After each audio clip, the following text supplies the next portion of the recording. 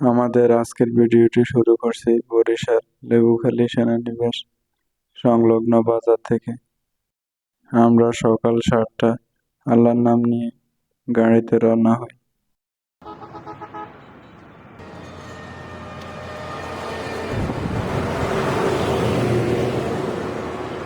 লেবুখালী থেকে কুয়াকাটার দূরত্ব 82 কিলো, জনপ্রতি ভাড়া রাখলো 220 টাকা করে। এই হচ্ছে কুয়াকাটা বাস স্ট্যান্ড। আমরা এইমাত্র এসে পৌঁছাইছি, আর এখন ঘড়িতে বাজছে 8টা 55। আমাদের আনুমানিক 2 ঘন্টা সময় লাগছে। আর আমরা প্রথমে নাস্তা করব, তারপর সবগুলো স্থান ঘুরে দেখবো। না, এখন সকালবেলা বাচ্চা ট্রেন আমার দিলে ওদিকে তো মনে করো দাম বেশি। হ্যাঁ, দাম বেশি। একটা মাছের একটা চিংড়ির দাম কত জানো? 150 টাকা। ভাতের দাম হলো 30 টাকা, আর এখানে 180 টাকা। আর এখানে এখানে আলু ভর্তা, ডাল, ডিম, ভাজি, এগুলো স্বল্প মূল্য। ঠিক আছে, তাহলে খারাপ না, ভালোই হবে। দাম কত? আলু ভর্তা কত করে? সব 10 টাকা করে। সব 10 টাকা করে। কালো জিরা, এটা কি? কালো জিরা খাবো না। আর এটা? আচ্ছা, ঠিক আছে।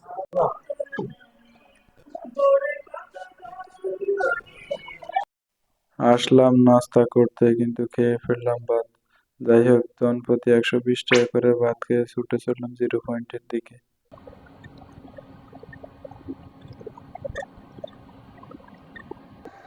বাস স্ট্যান্ড থেকে জিরো পয়েন্ট যাইতে জনপ্রতি ভাড়া রাখবে 10 টাকা করে।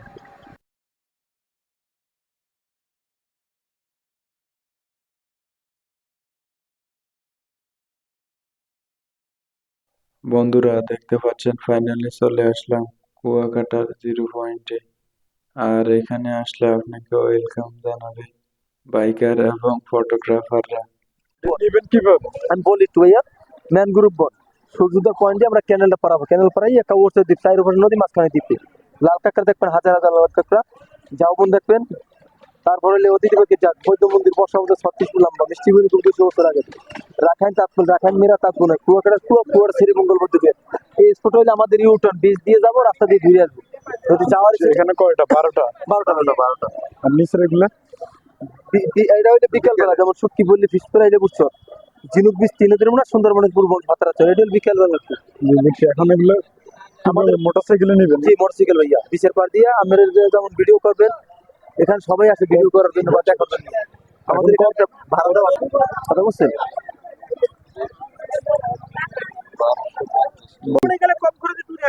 আচ্ছা, গুরবনে পরে আগে আগে হেঁটে দেখুন। সকালে সকালে ঢেউটা ঢেউটা দেখে নেবে। এই জোয়ার আসছে। ওই ঢেউটা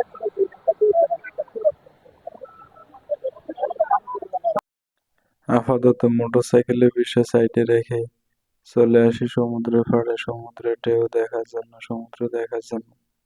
কি এক মনোমুগ্ধকর পরিবেশ, যা নিজ চোখে না দেখলে কখনো উপলব্ধি করার মতো নয়।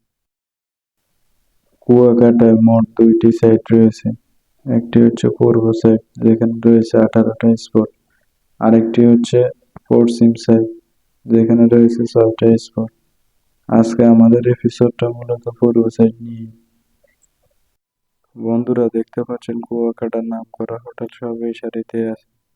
Hotel Taj Kuakata, hotel Mallika, Kuakata paradise, hotel sunflower সহ আরো নামি দামি সকল হোটেল বেশিরভাগই এই সারিতে আছে। আর এই সারির সবগুলো হোটেল থেকে সি ভিউ পাবেন আপনারা।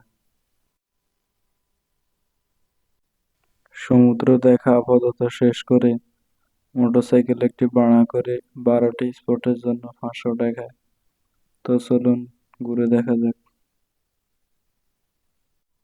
তো বন্ধুরা, বাইকারদের লিস্ট অনুযায়ী প্রথমে আমরা যাব ম্যানগ্রোভ বন, তারপর গঙ্গামতিস্বর।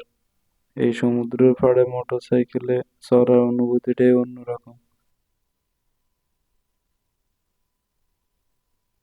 কুয়াকাটা সম্পর্কে সাধারণ কিছু তথ্য। কুয়াকাটা বাংলাদেশের দক্ষিণ পশ্চিমে পটুয়াখালী জেলার একটি শহর ও পর্যটনীয় কেন্দ্র। এটি বাংলাদেশের পটুয়াখালী জেলায় অবস্থিত।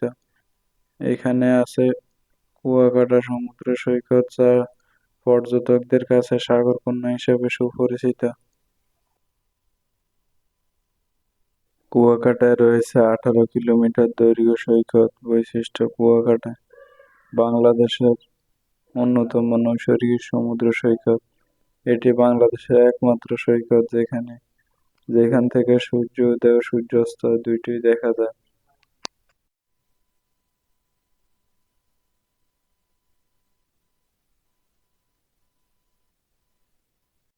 বন্ধুরা, কুয়াকাটার অবস্থান সম্পর্কে জেনে নিই।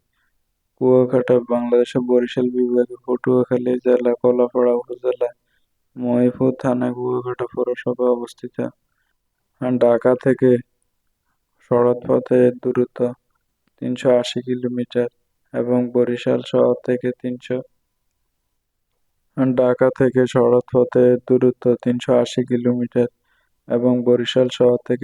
কিলোমিটার। কুয়াকাটার অবস্থান পটুয়াখালী সদর থেকে 70 কিলোমিটার দক্ষিণে অবস্থিত।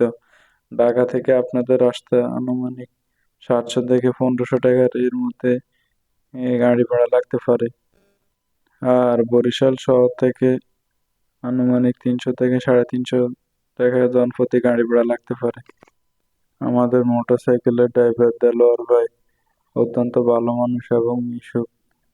আপনারা কুয়াকাটা আসলে ওনার বাইকে চাইলে ঘুরতে পারেন। স্ক্রিনে ওনার মোবাইল নাম্বার দিয়ে দেওয়া হলো। মনে হচ্ছে প্রথম স্পটে চলে আসছি। পরে বাইকের মামা বললো, হ্যাঁ এটাই প্রথম স্পট। হ্যাঁ বন্ধুরা, এখানেই প্রথম স্পট। এটা হচ্ছে ম্যানগ্রোভ বন। এইখানে রয়েছে এক পাশে বন, অন্য পাশে সমুদ্র সৈকত। আর মাঝখানে দেখতে পাচ্ছেন শয়ে শয়ে কেওয়া গাছ রয়েছে।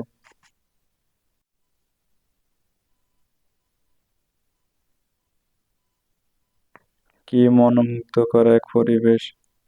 হাজার হাজার দূর থেকে সমুদ্রের ঢেউ এসে এই পাড়ে মিশে যায়। সত্যি অসাধারণ এক অনুভূতি। সূর্যোদয় পয়েন্ট, সকালবেলা সূর্যোদয় এখান থেকে দেখে, বুঝছেন? সকালবেলা গঙ্গামতির চর।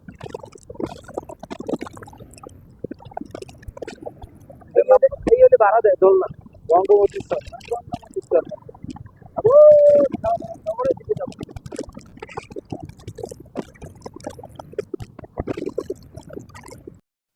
বন্ধুরা, যেমনটি শুনলেন, আমরা এখন এই মুহূর্তে আছি গঙ্গামতির চরে। আর এইখানে মূলত পর্যটকরা ভোরবেলা আসে সূর্য উদয় দেখার জন্য।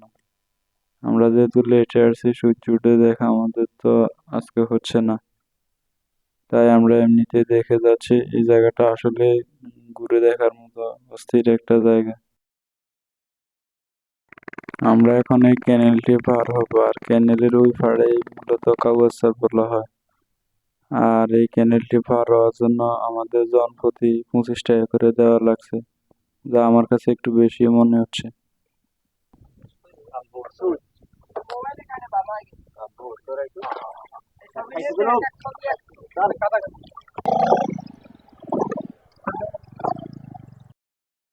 বন্ধুরা, এই হচ্ছে কাউয়াছার। আর এখানে কাউয়াছার নাম করার পিছনেও একটা ইতিহাস রয়েছে।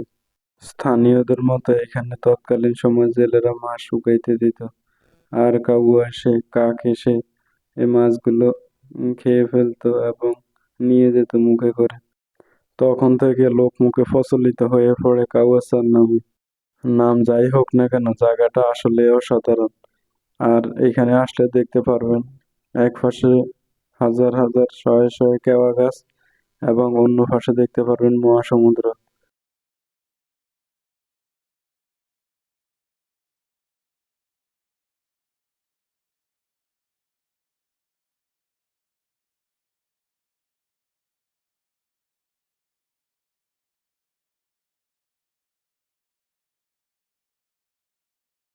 আমরা মোটরসাইকেলটি ভাড়া করি 12টি স্পটের জন্য। আর এখানে সমুদ্র এবং উপরের স্পটগুলো সহ প্রায় 50 কিলো রাস্তা হবে।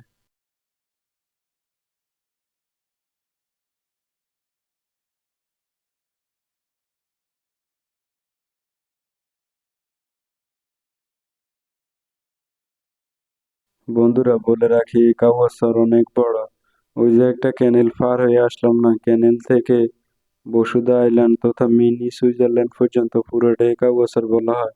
আর এর ভিতরে থাকবে লাল কাঁকড়া চর এবং অতিথি পাখি জাক। আপনারা একটু মনে করেন ঠান্ডায় তেমন একটা হবে না। এই রোদে ওঠার কথা উঠে নাই কিন্তু আসছিলাম মেনলি লাল কাঁকড়া দেখার জন্য, কিন্তু আমাদের ভাগ্যটা আজকে একটু খারাপই বটে, কারণ লাল কাঁকড়া আজকে উঠে নাই। অনেকক্ষণ খোঁজ করেও লাল কাঁকড়ার দেখা পেলাম না। তো যাই হোক বন্ধুরা, আপনাদের উদ্দেশ্যে বলে রাখি এখানে কিন্তু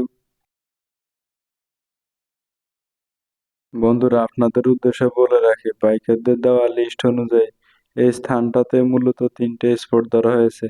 একটি হচ্ছে লাল কাঁকড়া চর, এবং আরেকটি হচ্ছে অতিথি পাখি জাক, এবং দেখতে পাচ্ছেন ঝাউবন, ওই ঝাউবনের ওই পাশটাই মূলত মিনি সুইজারল্যান্ড বলে থাকে তারা।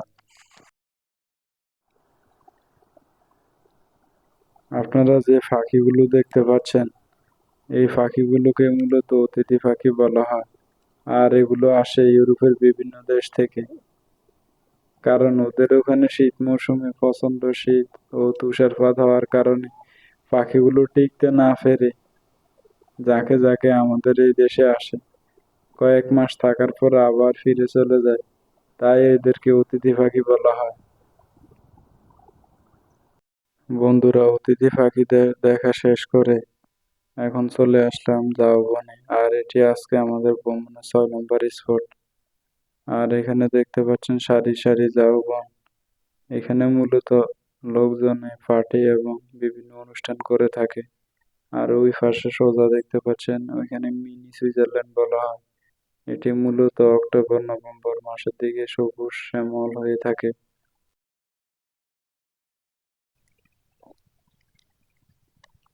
আর ওই পাশে সমুদ্র। এটা পিকনিক করার জন্য আদর্শ একটি স্থান।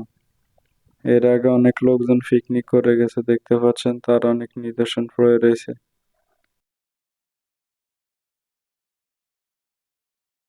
বন্ধুরা, সমুদ্র পাড়ের সকল স্পট দেখা শেষ করে এবার যাচ্ছে মিস্ত্রিপাড়া বৌদ্ধ মন্দির ও রাখাইনপল্লী দেখতে।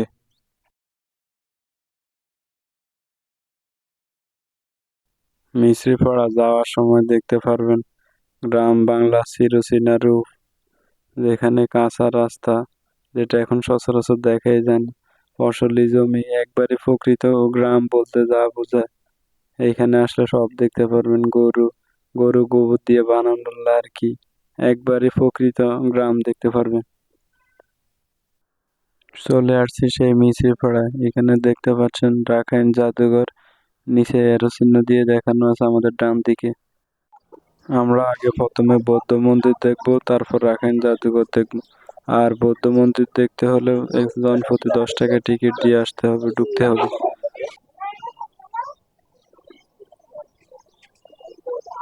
বন্ধুরা, আপনাদের উদ্দেশ্যে বলে রাখি এখানে বৌদ্ধ মন্দির এবং মিষ্টি পানির কূপ এবং রাখাইন জাদুঘর তিনটার অবস্থান একই জায়গায়। এই হচ্ছে সেই মিষ্টি পানির কুয়া। তৎকালীন সময়ে এই স্থানে বিশুদ্ধ পানির খুব অভাব ছিল, তাই তাই স্থানীয়রা এই কূপটি খনন করে এবং দৈনন্দিন জীবনে এই কূপের পানি ব্যবহার করতেন। যদিও কূপটি এখন ব্যবহার করা হয় না, দেখতে পাচ্ছেন কুয়াটি দেখার জন্য এখন অনেক মানুষ ভিড় জমায়। এটি এখন দর্শনার্থীদের জন্য উন্মুক্ত করে দেওয়া হয়েছে।